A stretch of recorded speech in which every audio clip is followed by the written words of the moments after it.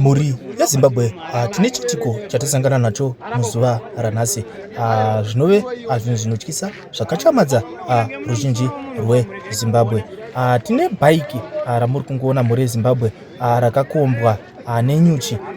Izvo zvaitika paHarare Central Police Station kana kuti pacharge office opposite paBMH, apo pane bhaiki rikunzi muridzi waro asvika pakuritiza mushure mekunge richikombwa nenyuchi. Saka nyuchi idzi chikushamisa vanhu ndechekuti hapana ari kurumwa pavanhu vese vakaungana vari kuedza kuda kunzwisisa kuti chii chiri kutora nzvimbo. Chinove chinhu chinokachamadza uyezve chinhu chisina kujairika kuti nyuchi hadzirume vanhu nekutyisa kunoita nyuchi.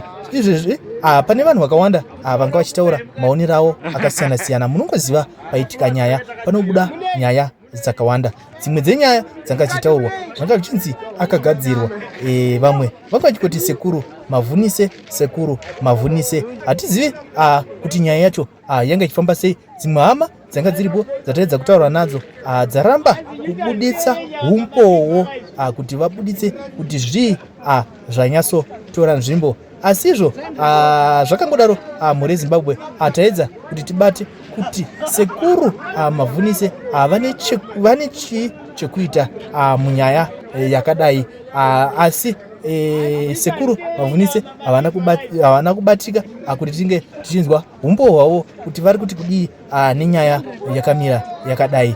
Mhuri yeZimbabwe uyezve muridzi webhaiki hatina kukwanisa kunge tichizotaura naye.